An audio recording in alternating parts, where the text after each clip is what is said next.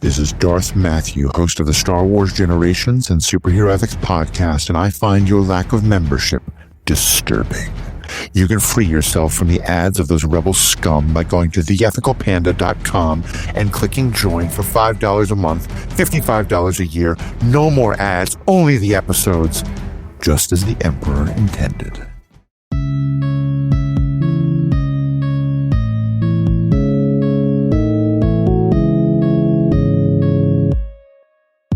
Hello and welcome to this episode of the Star Wars Generations podcast.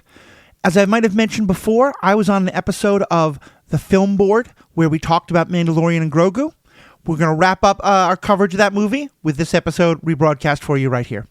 Thank you so much, and as always, may the Force be with you.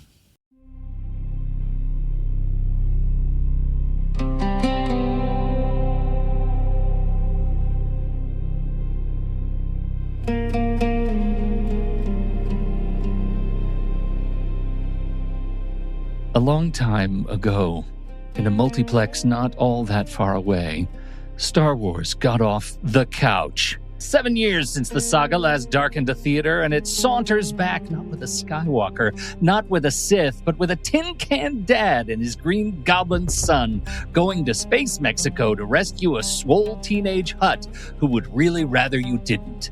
This, apparently, is the way.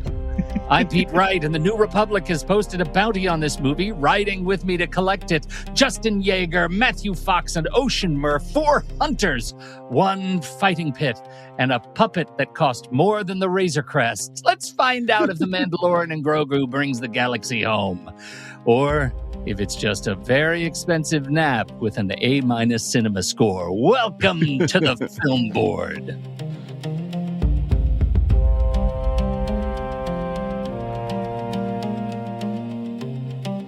Hello, everybody. Hi. Hello. Okay.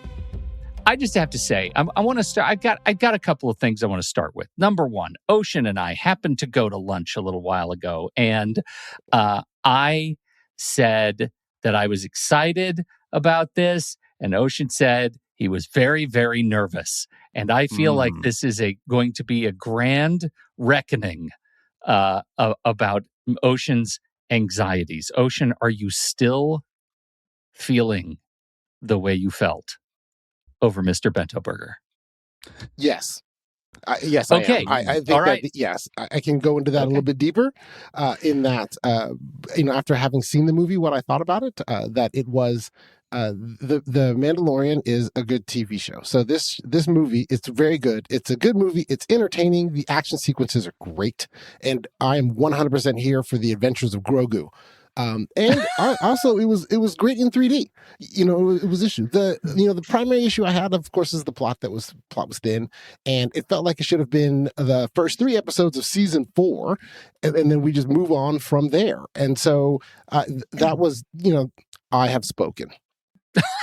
Okay. All right, JJ, your opening thoughts. Yeah. I'm really glad you asked, because I am in a weird place with this movie, because I think that if you've heard me over the years on the Film Board, you would hear me being angry about movies of this type. And I think of it as, Pete, I think you've had the nickname before, Popcorn Pete, right? I earned that. That's been levied at you in the past. Yeah. Well, this movie felt a lot like cotton candy to me. It was very sweet and digestible and leave you with a little bit of a queasy stomach at the end of it.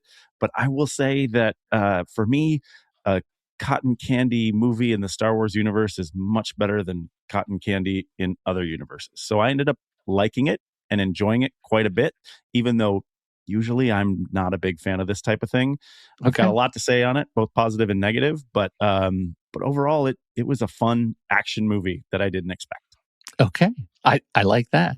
Now, Matthew, you come to us as host and proprietor of the Star Wars Generations podcast. So I know that you have just released an episode on a primer before going into The Mandalorian and Grogu, knowing, I assume, precious little about it. I would love it if you would share your opening thoughts as an esteemed host in the media ecosystem. But of Star I will Wars. say that my thoughts are kind of a mix of I dare both you. JJ and Ocean in that, this was an interesting week for TV at the cinema. And apparently you could have paid a lot of money to see the final episode of The Boys in the big screen. Or, as all of us did, we could have paid a lot of money to see the first episodes of season 4 of this show in the big screen. And I think, like others have said, I think this would have been perfectly serviceable as the first episodes of The Mandalorian. I think knowing that, I'm going to have a lot of fun watching it again. There were a couple things that really didn't fit my understanding of what Star Wars should be. An emo hut is top of that list. And the fight scenes I thought were a little long, but were definitely a lot of fun. All of the Grogu learning to become more independent and take care of his dad. As we're a generation that's all starting to probably have parents in nursing homes and stuff like that. And so that I felt hit hard. It hit pretty well for the, I'm very much the kid who grew up with the original trilogy. So that felt well timed.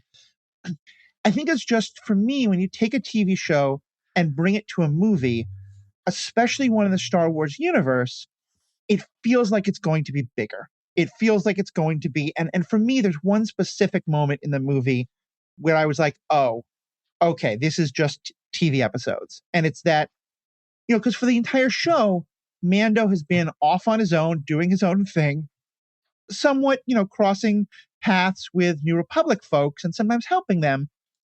But for the most part, just doing his own thing. And so we get to the point halfway through the movie where they've brought in Admiral Coin, and they didn't do it the way the Hutts wanted to, but that's actually probably better. More on that in Mando's character in a bit. But he's given Sigourney Weaver what she wants. Now she can do the thing that the New Republic needs to do with this guy's information. I was like, cool. This is when we're going to get the movie about the New Republic. This is when we're going to get a movie that really dives into what's the New Republic up to and how is Mando going to fit into it. And then he kind of went off to Navarro with no one in the theater had any idea what the plot was going to be next because everything was wrapped up. And then it just becomes, it's another episode about the Hutts wanting revenge on him. And I think, so for me, I was really disappointed at that point in the theater. And I think there were other things like that, but I think that was kind of my overall thought is I would have loved this to be a grander idea of a movie that took Mando and expanded the scope. It didn't do that, and I'm disappointed. But that being said, I'm going to be perfectly happy throwing this on Disney Plus sometime when I want some good Mando Grogu feelings, because it gave us a lot of those. It's interesting because I think I line up with the vibe of all three of you. And I think we'll have some specific areas that we may disagree on, but the pieces that I struggled with, it felt exactly like what happened, that they had written about 8 episodes of the show and then were told, here's a little more money, make it a movie, and they just stapled it all together. It felt so deeply episodic to me and not like one coherent piece. When you get these episodes like the little mechanic creatures and their teeny tiny spaceship, which was really fun and a funny gag to jam Grogu inside that little spaceship. I really enjoyed that, but it felt so small screen aspirational to me. The fights felt flat. Everything felt a little bit flat. Like maybe had I been watching it on a big screen or a smaller screen, I would have had even a better experience with the kind of two-dimensionality. And I also saw it in 3D, but it just felt energetically flat. The places where I was lost, unfortunately, were central to the film, right? I just could not abide Swole Hutt. Hutts are hard. They're hard creatures. We've seen them tried again and again, and they're hard creatures. Walking through Nal Hutta, where you have them kind of slimy, like all over each other in their various dens, was cool. That was cool.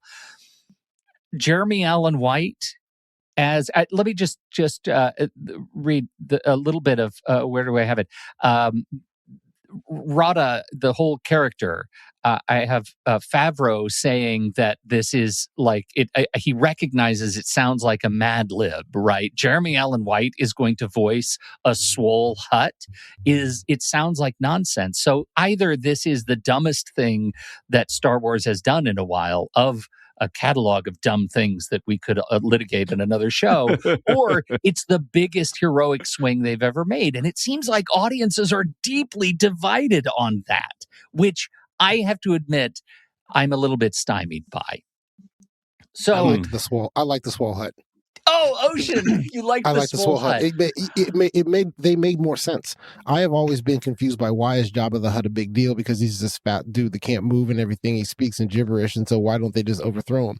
All the Hutts look, they're silly. Maybe they have some money or something like that, but it didn't make any sense of where their power would come from. But then if a Hutt could be when they're younger, like this, now I'm like, okay, I see now. They could have enforcer Hutts. They could have a whole thing. There could be a whole mob hierarchy of Hutts. You have the enforcers. Yeah. You got the money men. You got the bosses at the top. Like it looks like a much more well-rounded society. I will own that it felt weird to me that he was speaking English. But that's part where I wanted to go. That was the part that was really difficult for me. And it felt like, in particular, one line really hit me hard in that way. And that's when he said, I want to be my own man. Oh, God, yes. Stop. Yes. Why, like, in terms of writing, like, if you're going to give him English, I guess, or even just like something conversational for the universe, you don't even have to say English. Like, if you're going to give him a common language, like, he still wouldn't identify himself as a man, would he? Like, that just hit me like a ton of bricks in the theater. And I was like, it was tough enough to catch the accent as a Hutt.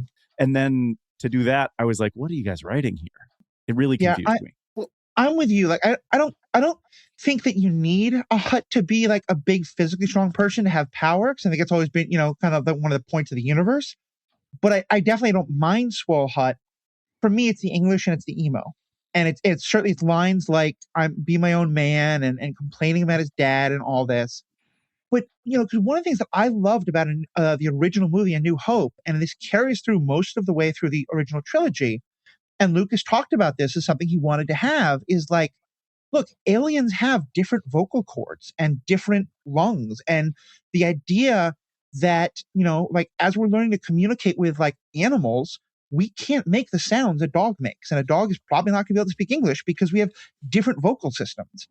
And one of the conceits of that original universe is like, all of them, Jabba, Chewbacca, Greedo, none of them speak English because they're not human, but our galactic basic is the language they're all speaking. Mm-hmm. But our human characters can understand them and they can't speak their language either. And it works. And I know they've gone away from subtitles, especially with some of the movies that were more for kids. And so that, but yeah, to have, and even if it was like, if Jeremy Allen White's characters can speak basic English, I would have at least wished that the two older Hutts, the twins, that they only spoke Huttese. Because when they also were speaking a little bit of basic, and at least they seemed like they were struggling to speak it.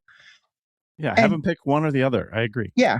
And I feel like, to me, if you wanted to have the character of, the Hutt who doesn't want to be a Hutt, be someone who speaks, who has a voice and has an emo character, to me, there's just so many other races you could have gone with that aren't so classically like not human.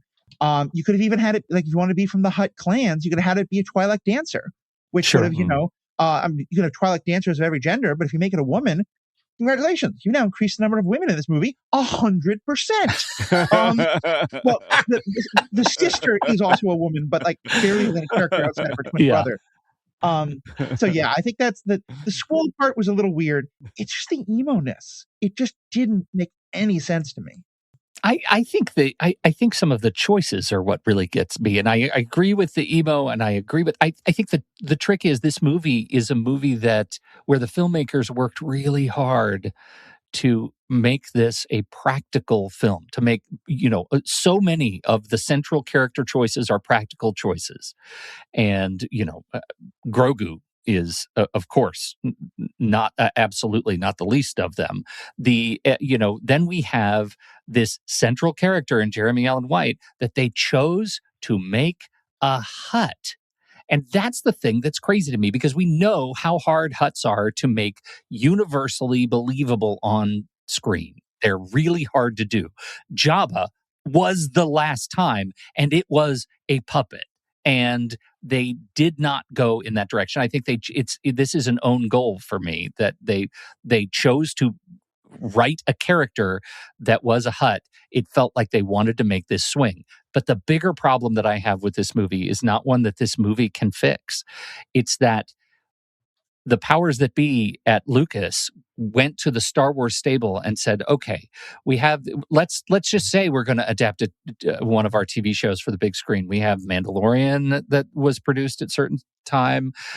We have also Andor that was produced at a certain time. And I think, let's make The Mandalorian and the puppet movie because it sells lunchboxes. That's my headcanon.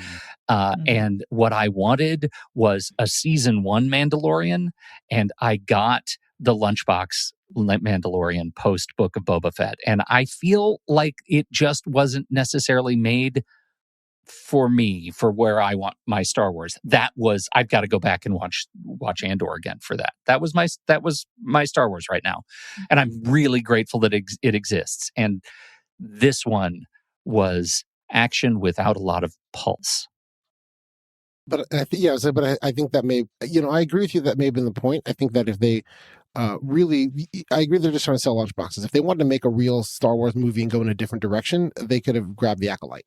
Because that, while not necessarily the most successful television show, gave you a lot of difference. You could have an adventure story. You can go a lot of different directions with it and make it cinematic without some of the attachments of things, and also have it where you have more people. Because like I was struggling with you saying the word practical, because there was nothing practical in this movie. It was all, I think I thought of Tommy way more than I should have, because it was all these fake things dealing with fake things. Yes, there were. And even to the point of the acting or voice acting, like when the Mandalorian and Colonel Ward, Sigourney Weaver's character, are together talking, the dialogue feels so stilted and disjointed that I was like, I was sitting there questioning. I don't think they were in the same room. Now, according to them online, they were, but I was like, well, maybe you guys should have done something a little bit better, because it just didn't work at all with that. And that was the only time that the Mandalorian interfaced with an actual real person, was when he was with Colonel Ward. And you're right. That, he's on the ship CGI. with Zeb. It's all CGI replacement. Correct. It's all CGI, voice acting, and so I think that there's a lot of problems with that in terms of the structure and in terms of what they decided to do with it. But I will concede, I did enjoy it. There are a lot of positives in this. The action sequences were bigger than the show.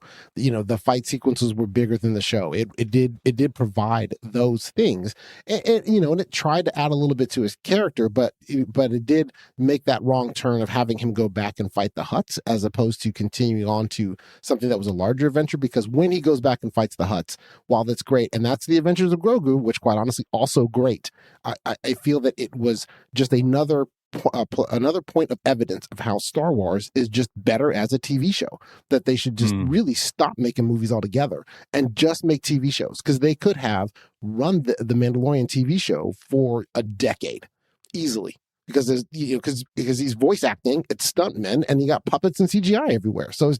You're not even going to be dealing with actors that became big deals and now are going to be much more expensive. So you could really, this is really television is where Star Wars should focus, because the television shows are much better than the movies, which the movies are arguably, I think that we've peaked at Rogue One and then now we're done. But that'd be my stance, but I think everyone has that stance. Nobody has a stance of, all of these Star Wars movies were great. It's like, well, they feel that there's some point where there's diminishing returns, but the television shows are great. I do want to push back a bit, just because I am really looking forward to seeing more movies. And I do think, yes, take a bunch of adults and ask them about the sequel trilogy, and you will have one hell of a debate. You'll have some people who really only liked one or two of them. You'll have some people who hate all of them. You'll get all the idiots who want to say that all Disney Star Wars is bad and it's woke and all that kind of nonsense. But I think, to me, what that reminds me of is, and probably most of us are old enough to remember this, that's how we all talked about the prequels for a long time. Oh, for sure. If you weren't of the age that grew up with the prequels.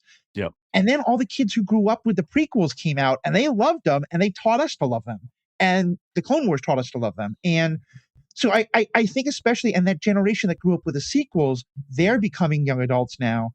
I think that's what's going to carry a lot of the next stage of the movies, because I do think there is that cohort that really does have a very strong positive feeling about the sequels. And here's what I think the strategy of this movie may be. And I think it's trying to capture lightning in a bottle twice, but I think I understand where they're coming from.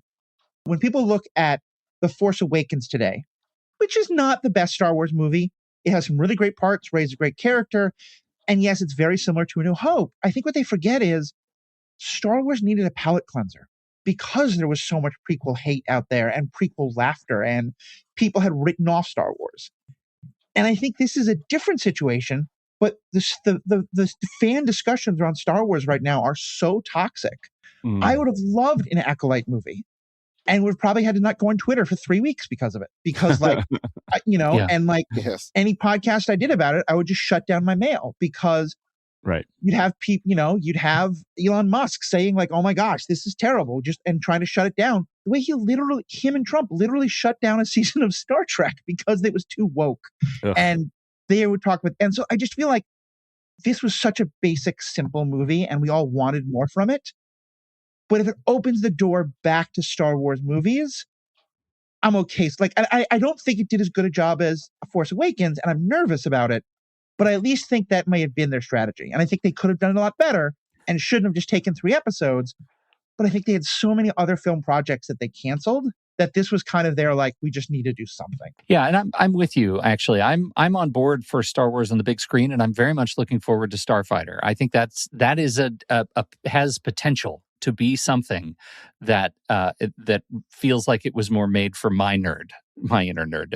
And still, this one had some things. You talk about some of the action beats. Let's just walk through some of them, right? The first of all, the movie opens with the scene that we saw in the trailer. If you watch the trailer, they're on the snowy planet, and he's off to start collecting. He's collecting the Imperial warlords by cards, which we're using the cards.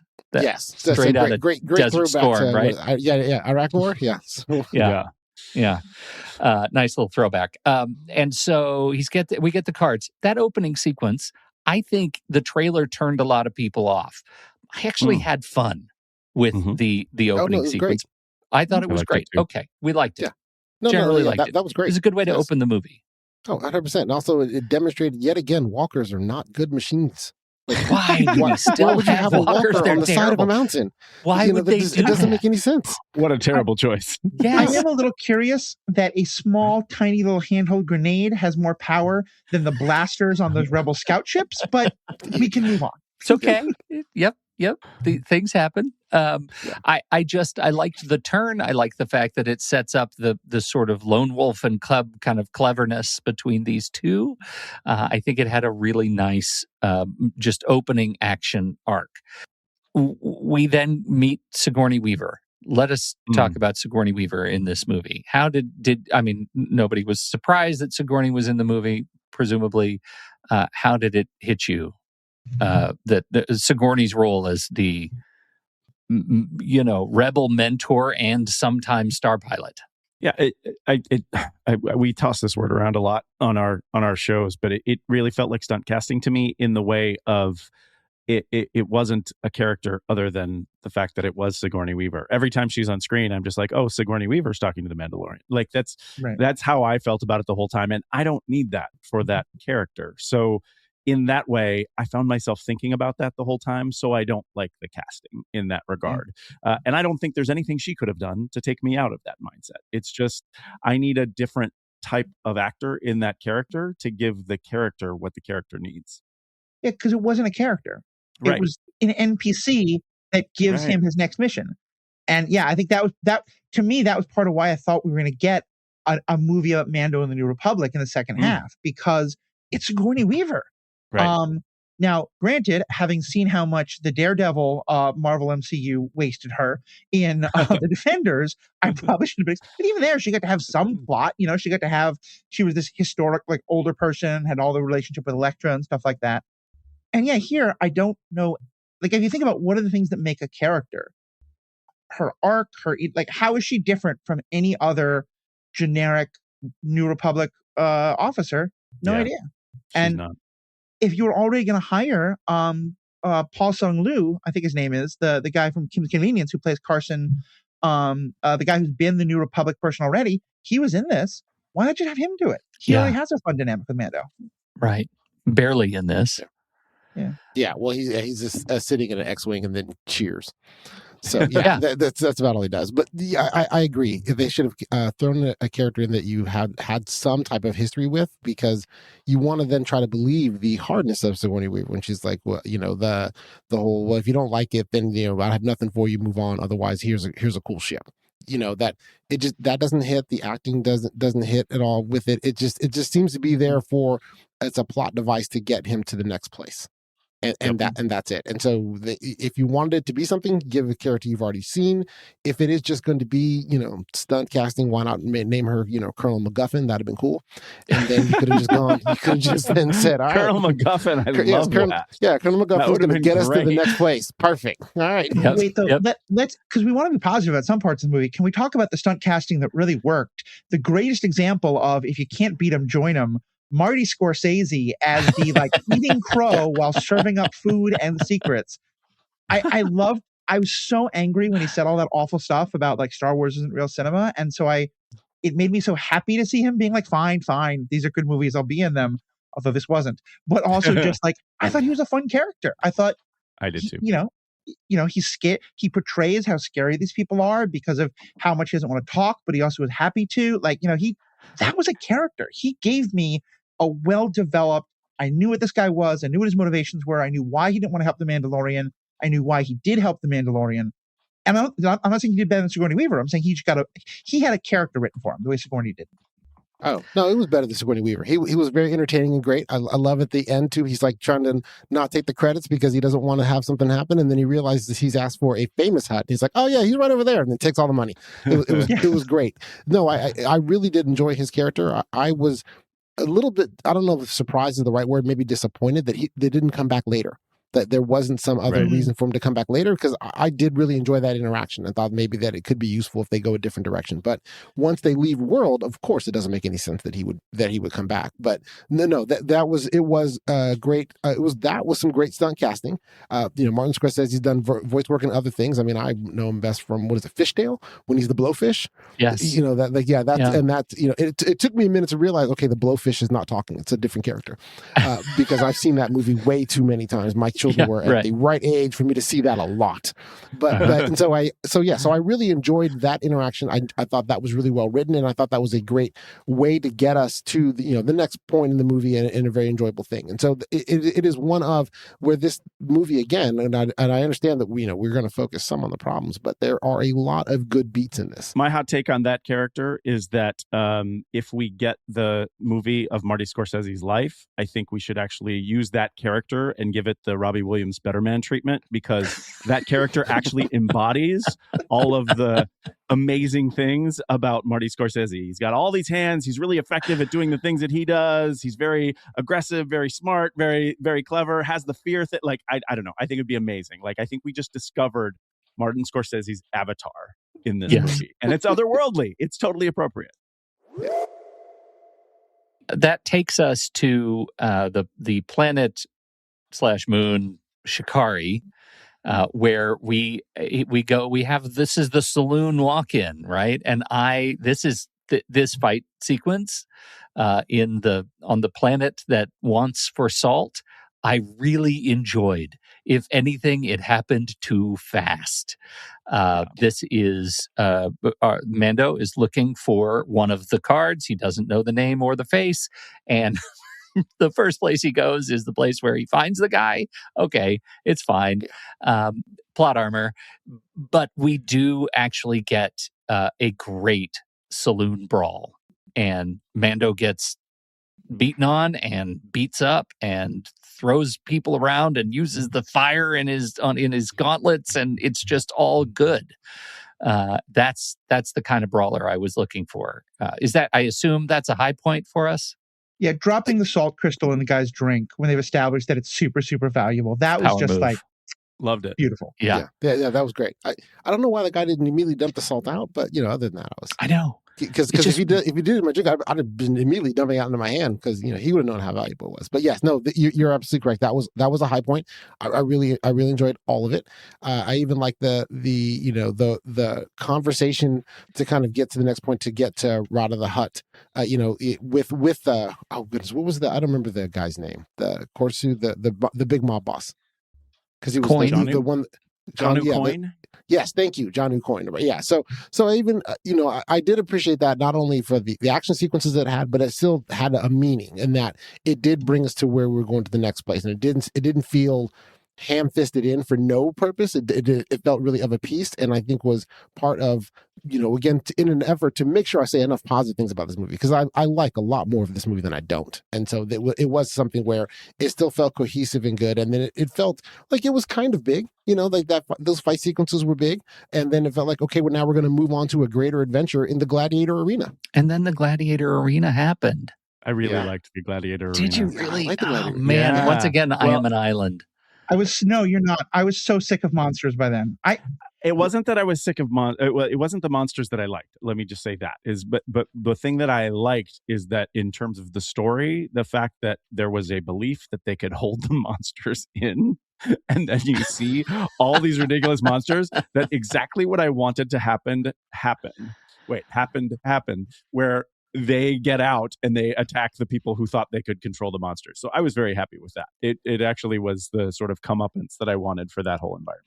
Yeah, that is a sort of satisfying down with the organized crime, state-sponsored crime angle. Except then they go on and just attack all the people of the city. I know. Yeah, when they left, it felt one of weird to the me when biggest they left. complaint of this was that That's fair.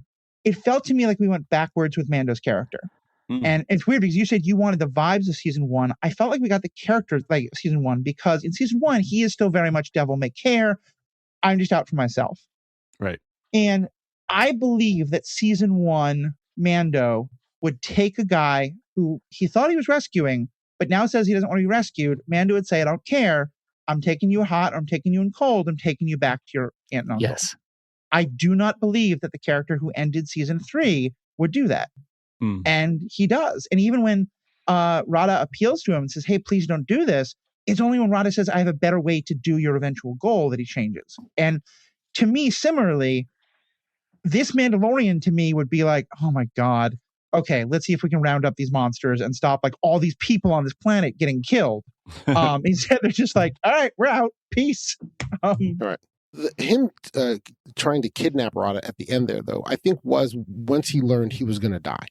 Because they talked one time and he was fine letting him go, letting him do his thing because he had one more fight. But then when he goes and talks to General Coyne or Admiral Coyne, and then finds out he's going to die, and that now he's like, I'm going to kidnap you hot or cold. Which at the same time, I think in that place, he's kidnapping him because he realizes, well, if he dies here, I don't get my bounty.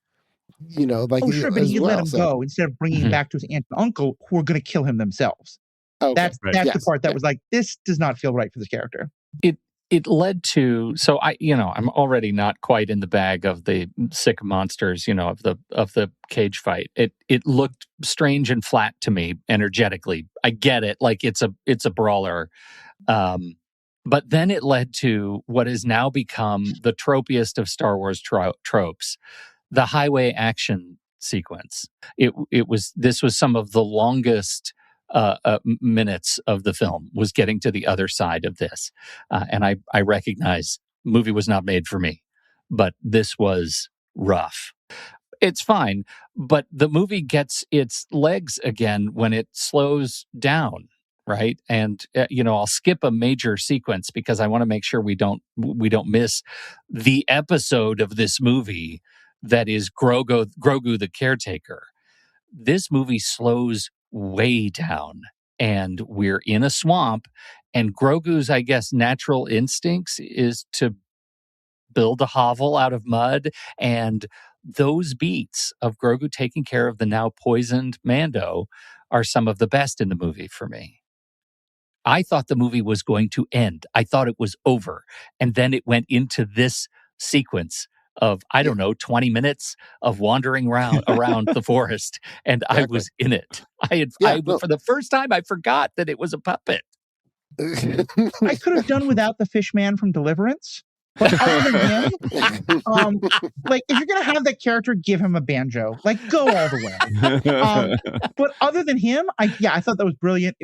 I teared up at some parts, and it was just such that perfect mix of deeply emotional, and then he's taking Mando into the hut to keep him safe, and he bangs his head on the wall again and again and again. That is Mando at its best. That mix of emotion and humor.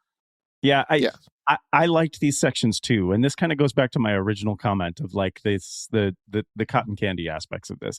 I liked them because of where they show up. I even like those tropes, Pete, of the transport. I actually thought that visually speaking, that the transport sections, whether it's the highway chase or actually the traveling through space, were kind of fun to reclaim in this.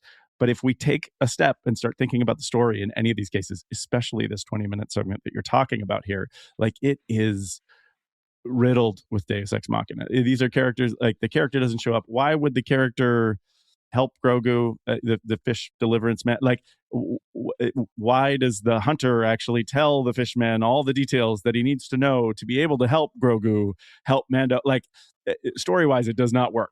But I agree with you. It was a sweet segment that I think worked really well and all these kind of things. So this is the piece that's reinforcing sort of my initial comment on the film, is that yes, the tropes are here. Yes, these things are here. But I like the universe so much that it didn't bother me in most of these cases.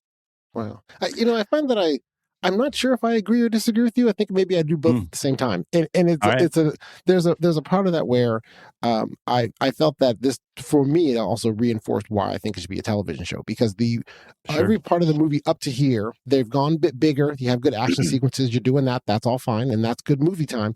But the part of the movie that I cared about is this part, when they really start delving into the relationship of the characters and them trying to how Din Djarin and Grogu, what their interactions are, how they're doing it, in a sense, you have this moment of a role reversal where Grogu is taking care of him, and also being able to communicate all of this non-verbally, because since he doesn't speak, there's a part of it where I'm realizing that my favorite 10 minutes of this movie, there's no real dialogue.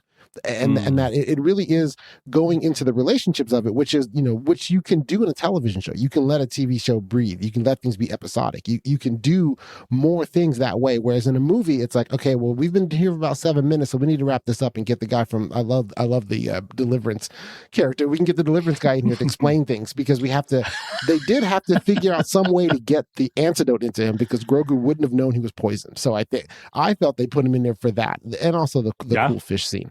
But so they had to try to get it some kind of way. And that's part of where I'm agreeing with you. It's like, yeah, there is some stuff like the plot demands that we need to get moving forward here.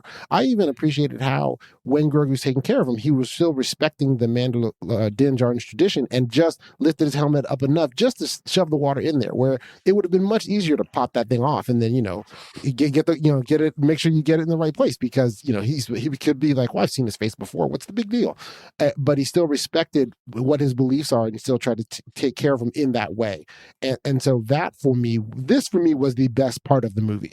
And we really kind of come together in what I really cared about. But it made me want the television show more, because I wanted more of that. And it would have been the best episode of this season of The Mandalorian. Yes. Yeah. Well, and especially because I think it was a TV show, it wouldn't have what was, for me, the most clearly tacked on thing, which was when clearly it feels like someone handed in the script and then some higher level producer said, this is a Star Wars movie. We have to have an X-Wing battle. And they said, okay. And literally just waited till the movie was over and then put in an X-Wing battle. Because the Hutts die. We have that scene of them like opening the door. Am I the only one who was convinced it was going to be the Anzellans? Because the movie's over, right? The Hutts are done. And instead, it's more droids who are fighting. I don't know why, because their masters are dead.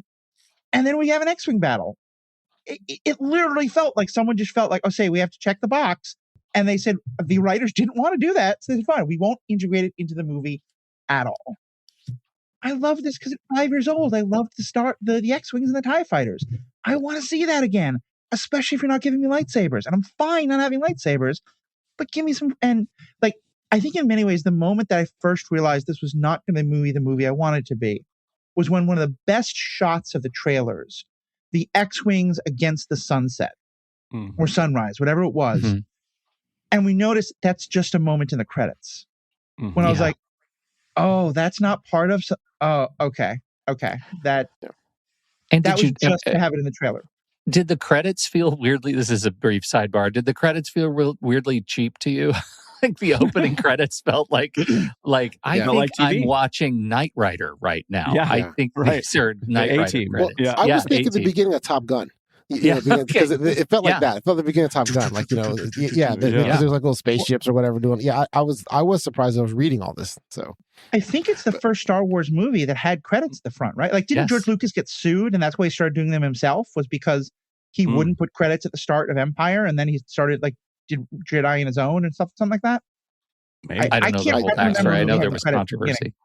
Yeah. I think the Grogu minutes, I just, I feel like it's important to note that the movie has something thematic to say, right? This is the entire Mando and Grogu relationship is about fathers and sons, right? It's about parents and children and chosen identity versus inherited legacy. And, in this case, mercy as a moral pivot, right? In this post-Empire galaxy. And I think those are such fascinating things to have a movie like this even attempt to address, and the fact that we get just a little of it in this part of the movie I think is really quite touching. Also, the bounty hunter looking for the bounty hunter, what is his name?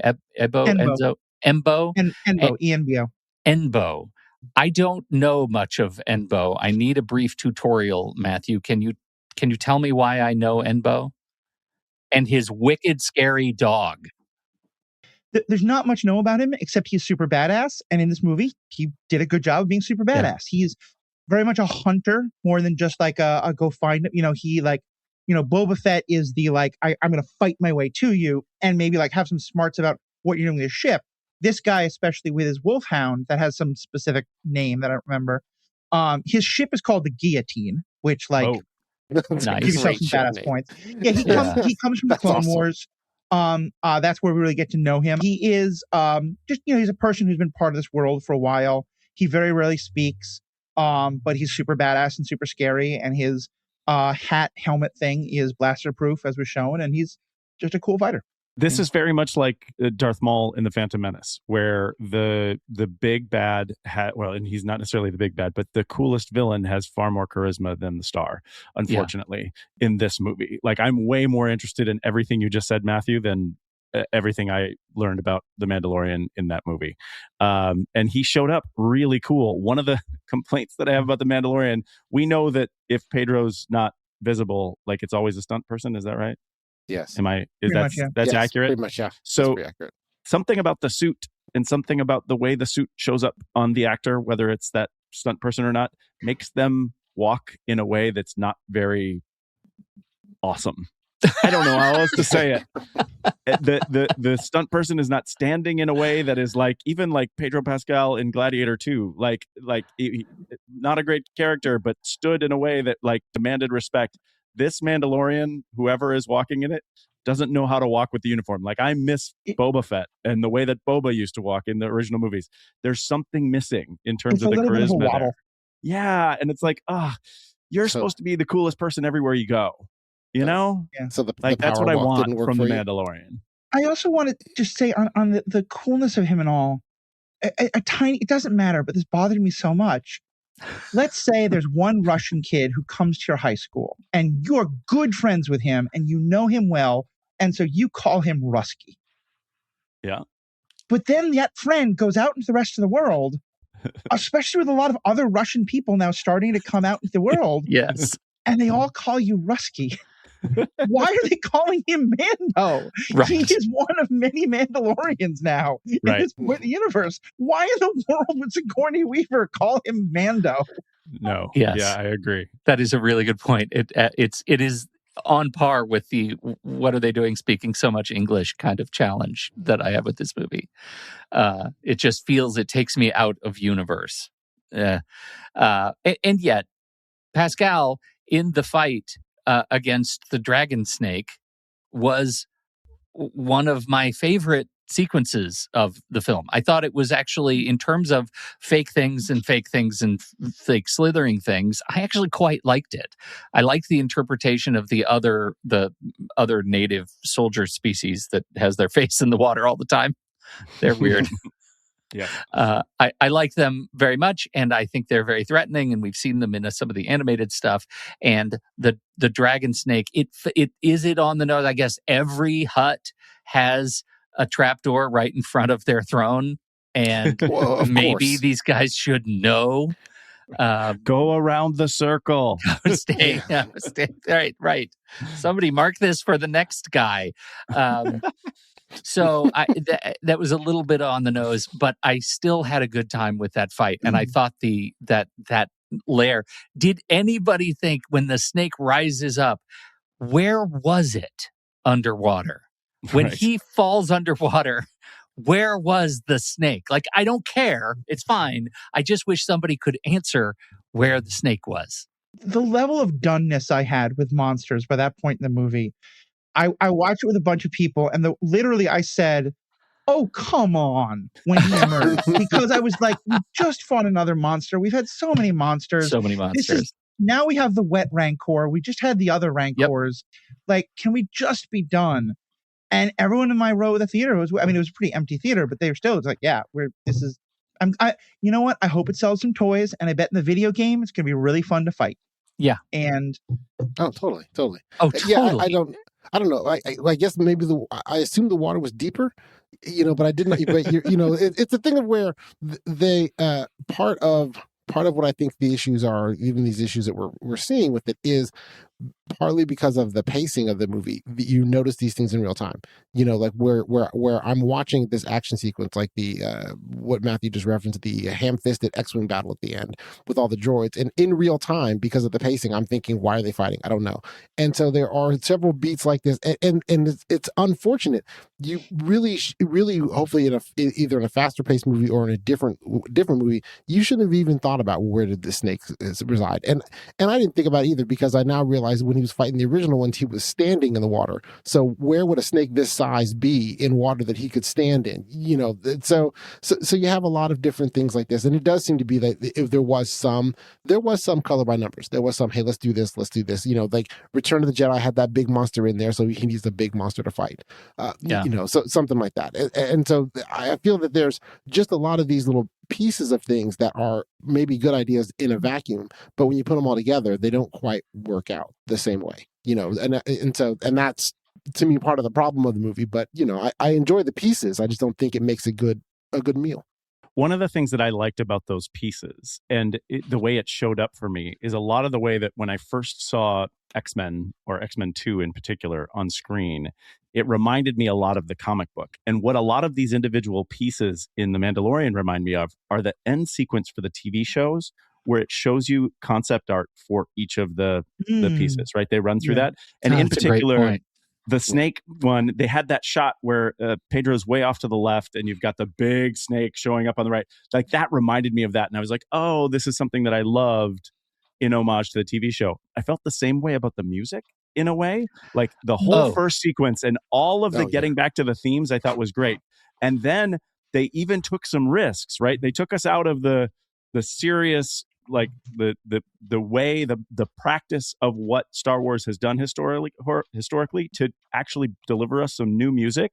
And I actually liked it. Like, it didn't bother me at all. I was very excited about the new music ideas and that stuff too. And that felt very much like taking a turn as well. So all of those things, like those little pieces that they brought from the TV show and then put them on display in a cinematic way, got me excited about this movie.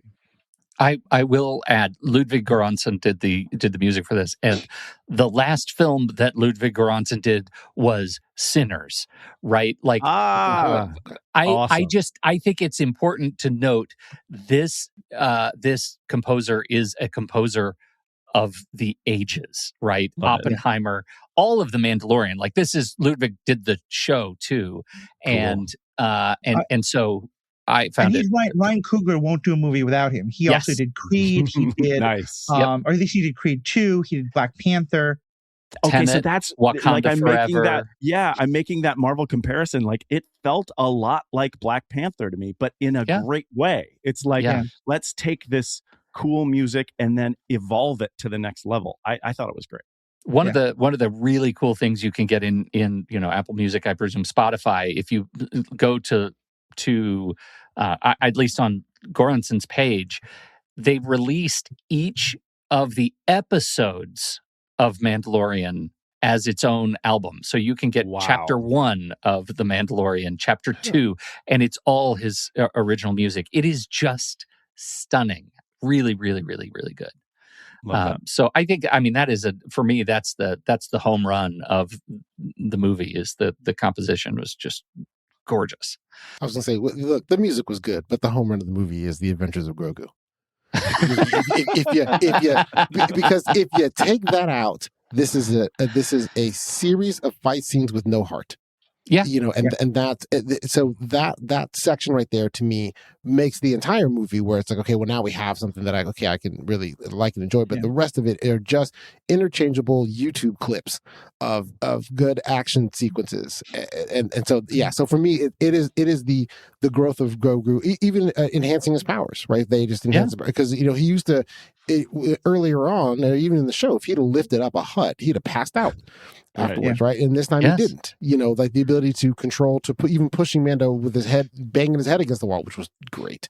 But banging his head against the wall, so they're increasing him, and then anything that does the development in the character of his plot and his journey was I think really a great part of this, and the main thing to hang on to this, because it was the most heart. It was the main thing that I attached to. It is the reason I'll watch it again. The rest of it is like if the clips are on, sure, but the reason I'm going to watch this again is for those scenes and those moments. We're all parents with children, and watching some of the relationship of Mandalorian and Grogu in the movie just had me reflecting on how awesome it would have been had my kids had the Force. Like that would have been dope. And it's a fantasy piece for me still. Maybe the movie was made for me. It's also magic markers floating around the room, writing on walls without them having to control them. So, Fair. Well, we gotta get to our final verdict here, and over at letterboxd.com/thenextreel, that's where you can find the reviews and ratings for all the films that we cover on the Next Reel family of film shows, and we use stars and hearts to actually make our mark, and this is the way. Out of 5 stars, Ocean, where do you sit? Yeah, I'm pretty in the middle. So I'm gonna go 3 stars in a Grogu, because Grogu is the heart of this movie. So we'll go 3 stars in Grogu. There was I like more of it than I don't like, but I feel that it robbed me of a television show. Like that's really what I want. I want seasons 4, 5, 6, and 7 of this show, and I really hope that they take away from this. Hey, let's stop making the movie and then just bring this show back. And that's where I think that it would really thrive. The stories could be great, and that it's really the format of where I'd want to enjoy it. JJ. I am 3 stars and a heart as well. And really sort of the reason why I prefaced it the way I did is because it sounds like a contradiction to my character or the way I feel about these movies. We reviewed the most recent Jurassic Park movie last. I refuse to see all the new Avatar movies because it is this kind of thing, right? We are getting into the things about these universes that we like so much. And I just like the Star Wars universe more than those universes. So it's 3 stars and a like for me. And I will go see it again. I have all these quibbles, but it's enjoyable. So I'm going for it. Okay. Matthew? I think I'm probably 2.5 to 3 stars. I'm not quite as up there. And I think it's mostly because and I've talked about this in the podcast a bunch. When I judge a Star Wars movie, I have to think about 2 things. One is just how do I feel watching it, but also how does it contribute to my overall thoughts about the universe of Star Wars? And I think there's only 2 bad movies in Star Wars, and that's Attack of the Clones and Rise of Skywalker, and for very different reasons. But like, if I want to rewatch Star Wars, I'm going to watch those movies because to me, they're essential parts of the story. I'm probably not going to rewatch Solo because to me, it doesn't feel like an essential. I like Solo a lot more than this, but I'm not going to rewatch it as a like, I need to like immerse myself in everything Star Wars. This is going to be that. This is probably going to be, if I'm doing a rewatch of Mandalorian, I'll end it with this. And I think not having the expectations I have of it, I'll probably watch it again. I don't think I'll pay for it, but I'll wait till it comes on Disney Plus, and I'll probably enjoy it a lot more than I did. So I would say as a movie, it's 3 stars. As a Star Wars movie, it's 2.5 stars. That's absolutely fair. And I think we're all right around the same middle. I'm going to go ahead and give it the Grogu boost, 3 stars and a heart. I think you guys have softened me a little bit on it because I came in harder. I came in more disappointed in Swole Hutt. You guys, that's so dumb. I can't with the axes. To me, I don't care about the muscles. It's the, oh, my dad. It's poor Dawson. Does. I know. I just, that is such a ding against this movie, that entire character. And Jeremy Allen White just is cashing some sort of check to do this. I don't know how. I mean, I look forward to other really great things from Jeremy Allen White, besides The Bear, than this. I wonder if Jeremy Allen White is about to be in a Scorsese movie. That would explain. They come as a duo. Yeah. Do we have any guidance on what is going to happen with Mandalorian as a property, or is it all hinge on this movie? Is there any news about coming back for a season 5 after this? So I can speak to that a little bit, which is that they've obviously been doing a number of things in this time period. They're, among other things, trying to fill in the gaps to the sequels the way that Clone Wars did for the prequels. So for example, a lot of Mandalorian has been him chasing after these Imperials who are trying to do cloning, which is obviously setting up what becomes Snoke and becomes the Emperor and all of that. And I will say one thing that I liked about this movie, because I was nervous about it, was, if you remember in the MCU, there were a number of those Phase 2 movies leading up to Age of Ultron that just had these scenes stuck in for no reason except they set up Age of Ultron. Sometime later this year or early next, we're going to get Ahsoka, season 2. And at that point, Thrawn is back, and that's the show where we're really going to get some kind of a big fight between the New Republic and the Imperial remnants under Thrawn. I would have liked this movie to have a little bit to help set that up. I was worried it would have a lot that didn't seem like it should. So I was glad that it didn't go that route like the MCU did. But that's our next big project set in this time period. And I think Garazeb is absolutely going to be a big part of that. And that's why he was introduced in this movie. He was on screen for like 5 seconds in a Ahsoka episode, but this is the first time he really had some character. And by the way, it's one of my favorite Rebels characters. I loved him, wanted more of him. I also really thought Hondo was going to come out of that Gunrunner ship, but that's another story. But I think that's going to be the next time we get something in this time period.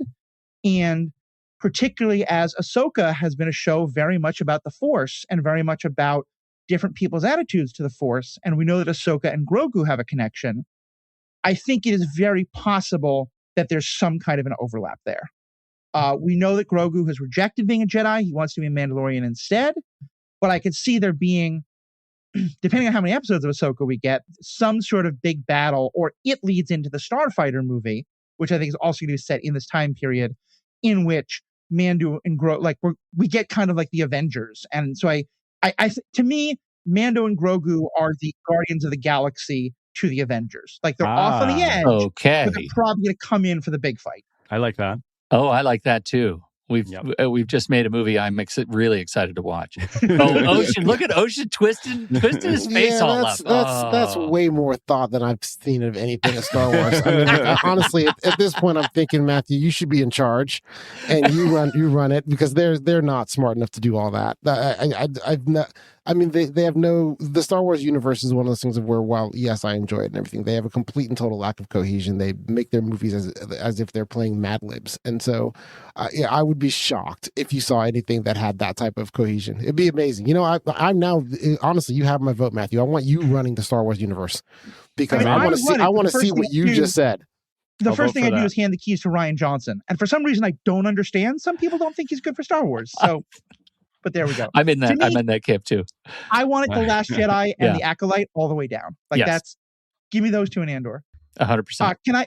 I know we need to wrap up. Can I Yes. close with just my one sad little thing that I anytime there's something like this, I know that there's always the balance of how do you do it in a way that makes the people from who love the show happy without making the people feel like they have to do homework to watch the movie. And I get that most of the stuff from the show wasn't going to carry over. We didn't get anything about the other Mandalorians and Satine Kryze and all that, and I was fine with that. Sibian Ran and all that.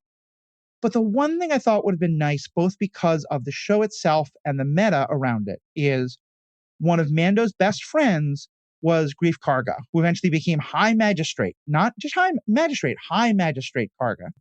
And he, of course, was played by Carl Weathers, who passed away. So obviously the character wasn't going to be in here, but we went to Navarro, the planet that he was the High Magistrate of, and we didn't stay there very long, but that's the planet where they kind of go and they camp out, and then Enbo finds him. You didn't have to do much, but just like when he's walking through town, since we already know they put up statues to people, they did it of the IG droid in the show. I would have loved to see a statue that, in the movie is honoring Greef Karga, but to us is also honoring Carl Weathers, who I think, was a huge part of the Rocky movies that I loved as a kid and to me are of the same time period.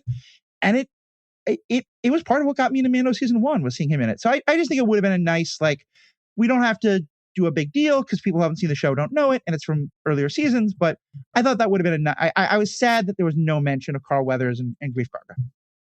It's weird. You're absolutely right. It is just exactly the kind of fan service that I would have been down for. It's perfect. And Matthew just gave us another point of why he should be running the Star Wars universe, because that again is better than what they're saying. So yeah, yep. Disney for listening. Cool. All right. We'll start the letter writing campaign after this. There you go. I'm making good money playing poker right now, but I think Disney could maybe make me a better offer. Well, I will just, I'll say, go check out Matthew's show, Star Wars Generations podcast. There is a lot of in-depth stuff over there if you want to get more of exactly this kind of material and learn more about the lore behind the lore behind the lore of Star Wars. Star Wars Generations. You can find it wherever you can find your podcasts or at truestory.fm. And that's where all of our podcasts are. And the rest of us are all on some assembly of podcasts at truestory.fm and the next Real Family of Film Shows. We'd appreciate your visit there. And if you want to support the show, you can get access to all of the member-only extended versions of every episode we do with the next Real Family of Film Shows. With one subscription, you'll get your own premium podcast feed. Subscribe to at truestory.fm/join, and you will get access to the next reel, Sitting in the Dark, the Film Board, CinemaScope, and I think there's one more in there that I've officially forgotten, but it's also there. And movies we like, which is going gangbusters. Frankly, right now it is an OG show, and we would love you to check out all those shows. Thank you, everybody. Thank you, Ocean and JJ and Matthew, for hanging out with me, for seeing this movie in the theater. And on behalf of all of us, I'm Pete Wright, and we'll see you next month right here on the Film Board. We have spoken.